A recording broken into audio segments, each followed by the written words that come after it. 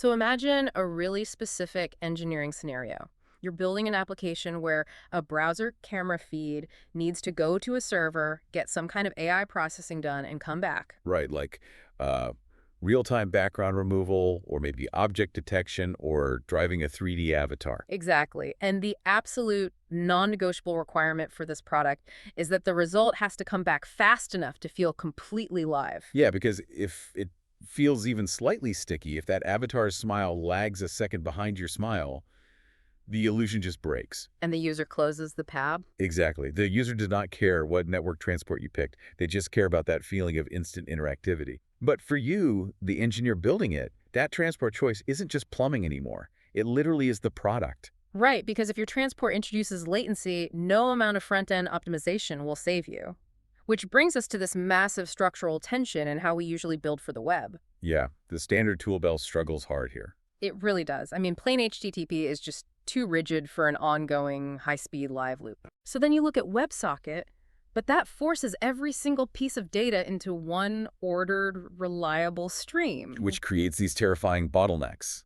And, the natural instinct is to reach for the heavy artillery, which is WebRTC. Right. But WebRTC brings a massive, highly opinionated media stack. And it's fundamentally designed for peer-to-peer calls. So if you're just trying to get a camera feed to your own server for custom AI processing, WebRTC brings a mountain of architectural baggage that you probably don't even want.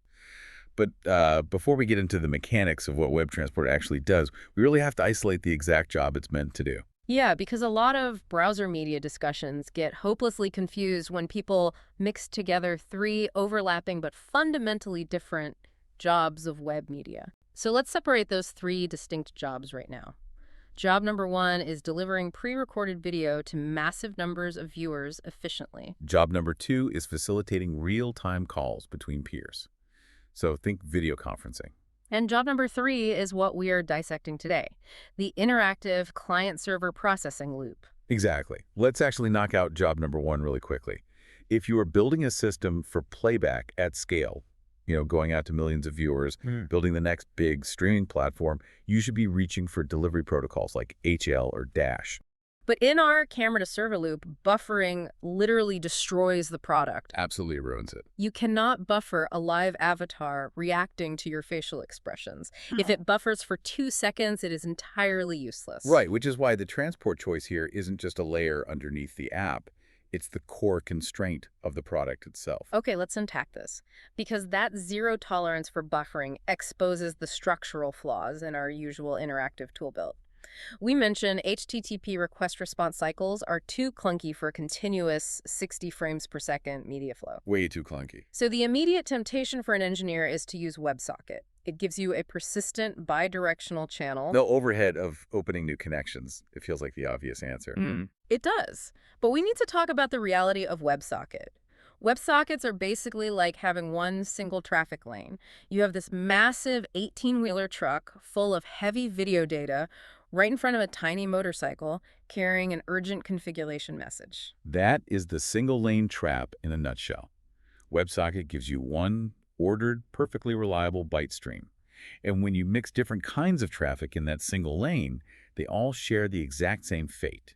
So if the 18-wheeler stalls, That motorcycle is trapped behind it. There is no passing lane. and in an interactive system, not all data is created equal. Some data simply must arrive intact. Right, like if you're sending a configuration payload or telling the server to switch to a different AI model or sending metadata about how to process the video. Yeah, you cannot lose a single byte of that. It has to be perfectly reliable. But other data, like the video media itself, just needs to be fast. And this really comes down to the underlying mechanics of TCP. WebSocket sits on top of TCP, and TCP is like a very strict postal worker. Right. If letter number 3 is missing, that postal worker refuses to deliver letters 4, 5, and 6, even if they're already in the bag. Just refuses. Exactly, until the sender mails a new copy of letter 3 and it arrives. This is what engineers call head-of-line blocking, right?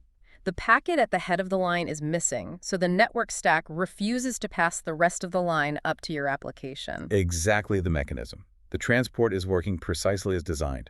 It's ensuring perfect reliability and perfect order. But we have all been there. staring at a server log at 2 a.m., wondering why our real-time AI avatar is moving like a start-motion claymation from 1995 just because a user on cafe Wi-Fi dropped a single packet? Yeah, for a live media loop, perfect network reliability actually ruins the experience. Because in live video, late data is effectively wrong data. Consider a sequence of video frames. If frame number 72 gets delayed due to that lost packet, TCP halts everything. Yeah. It demands a retransmission.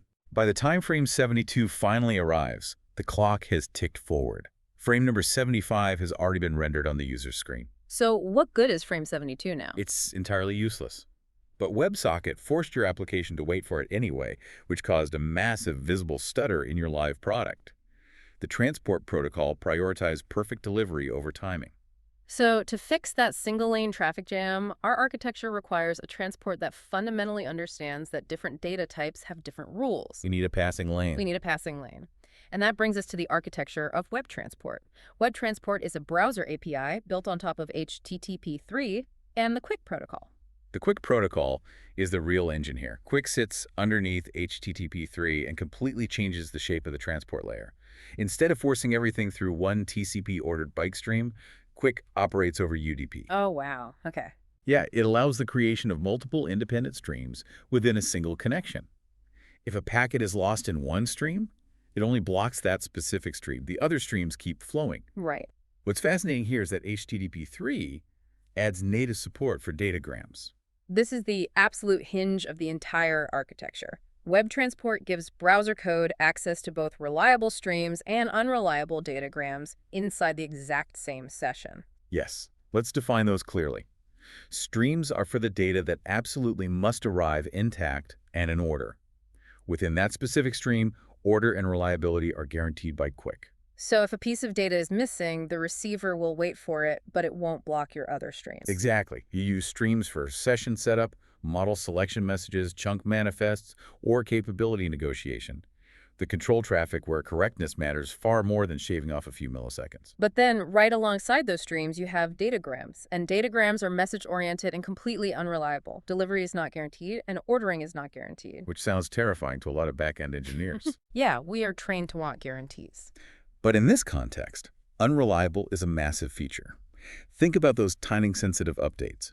In a live system, a fresh state update usually makes the older update completely irrelevant. Just like our frame 72 and frame 75 example. Exactly that mechanism. Yeah. If you are sending a steady flow of spatial coordinates or video frames, it is far better to simply lose a stale datagram in transit than to stall the delivery of newer, fresher frames behind a TCP-style retransmission process. Right. Datagrams give the application the power to explicitly say to the network, try to get this there fast, but if it drops, do not worry about it, do not retransmit it, because I have newer data coming anyway. Okay, so we have this really powerful vocabulary now, streams for the crucial control data and datagrams for the fast, ephemeral media data. But how does an engineer actually wire this up in practice? I mean, we are talking about the browser environment. Historically, the browser black boxed all of this. So how does the browser get the media into these web transport lanes? This is where the evolution of modern browser capabilities intersects with transport. Browsers allow applications to get much closer to the raw data than they used to. Yeah. We are no longer restricted to just pointing a monolithic video element at a URL. You can use tools like Media Stream Track Processor to actually pull individual video frame objects right out of a camera track. So you are getting the raw pixel buffers. Exactly. Or you can use web codecs to encode chunks of video directly in the browser, using your own custom parameters before you ship them off to the server. So those lower level APIs let you isolate the exact frames or encoded chunks you want. Yes, and once you have those, you split your transport by intent. Yep. You put your crucial setup and state messages onto a WebTransport reliable stream, and you drop your encoded chunks or your raw video frame data into WebTransport datagrams.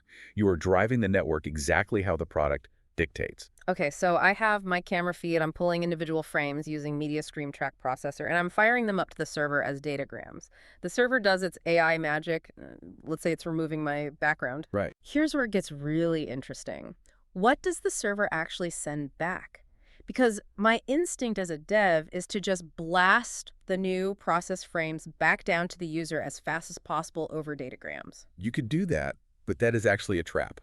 Oh, really? Yeah, you would likely blow completely through your latency budget. Think about the math of the round trip. You capture a frame, encode it, send it over the network, decode it on the server, run an AI model on it, encode a brand new video frame, send that heavy encoded frame back down the network, and then the browser has to decode it and render it. That eats up massive amounts of time. It really does. This leads to a crucial systems engineering lesson. Very often, the smartest media transport decision you can make is to actively avoid shipping media back at all. Wait, really? So what do you send back? Keep using reliable streams for your control data. Keep using datagrams for your timing-sensitive updates, but let the server return compact metadata instead of heavy video.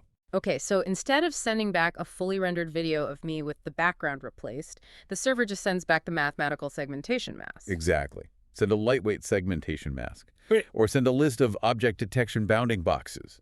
Or a tight array of pose coordinates for an avatar. Send these as small, fast datagrams. Oh, I see. When those lightweight datagrams arrive back at the browser can apply that metadata to the local video frame it already has in memory. Because the browser never lost the original frame. Exactly. The browser does the final visual rendering locally. This makes the transport drastically lighter, and hitting your sub-100 millisecond latency budget becomes vastly easier. That is a massive architectural win. But, any engineer listening who has built custom media loops before is naturally going to ask a very fair question at this point. Which is? If we are building real-time media across the web, why shouldn't we just use the undisputed heavyweight champion of web media? Why not just use WebRTC? It handles real-time video every day. It is the inevitable comparison, and we need to be very precise about it. WebRTC is an incredible piece of technology. It really is. But it is fundamentally designed for peer-to-peer, real-time communication. To achieve that, it comes with a massive, highly opinionated media stack built right in. It handles network traversal, it handles congestion control, dynamic byte tree adaptation, and it uses jitter buffers. Let's contextualize a jitter buffer for a second. That's essentially the network stack guessing how long it should hold on to incoming packets to smooth out the timing between them so the video playback looks normal, right? That is exactly what it is. WebRTC does all of that to make a video call work across two messy consumer networks. It makes all the hard decisions for you. But wait, if WebTransport gives me bare metal control over these streams and datagrams, doesn't that mean I have to write all the logic for drops, retransmits, and back pressure myself? Yes. If WebRTC has a jitter buffer and congestion control built in, why would I walk away from that convenience? Because control equals responsibility. You're absolutely right. WebTransport is a systems tool. It is not a magic convenience API. It will not decide your application policy for you. Right. If your application does not know what it wants to do when a packet is lost, WebTransport will not rescue a bad design. It just exposes the raw pipes. Yes. WebRTC makes all those decisions for you because it assumes you are building a standard media call where smoothing out the video is the ultimate goal. But what if you aren't? Right. What if your server-side AI model requires a very specific custom framing and smooth visual playback doesn't matter to the machine vision algorithm? What if you want precise, application-level control over exactly which frames get dropped when the network degrades, rather than letting a black box jitter buffer guess for you? Yeah, we've all fought with WebRTC connection states failing because of a weird corporate firewall, when all we really wanted to do was send a stream of bytes to our own server. If you are just talking from a browser to your own server, you don't necessarily want to negotiate a complex peer connection just to move some bits back and forth. You want a simpler client-server session without the peer-to-peer baggage. And that's the key. WebTransport isn't broadly better than WebRTC. It is better for a narrower, very specific class of problems. Right. It is for when the browser is talking to a server and the application requires granular control over the transport lanes to separate reliable controlled traffic from timing-sensitive media traffic without having to pretend the whole system is a traditional video conference. Which brings us to a clear selection rule for the engineer looking at their architecture diagram. If your user is primarily consuming media and buffering a few seconds is perfectly fine for the product experience, stick to the playback protocols. Use HL or Dash. And if you are building a true real-time peer-to-meter communication system where you need the full power of an integrated media stack dealing with network volatility on both ends, use WebRTC. But if you are building a client-server interactive loop where you need absolute custom control over reliable and unreliable network paths in the exact same session, that is when you reach for WebTransport. And it all comes right back to the product scenario we started with, the camera-to-server loop. Once your browser has to capture something, send it to a server for processing, and get the answer back soon enough to feel genuinely live, your transport is no longer an invisible layer. It is the defining architectural choice of the application.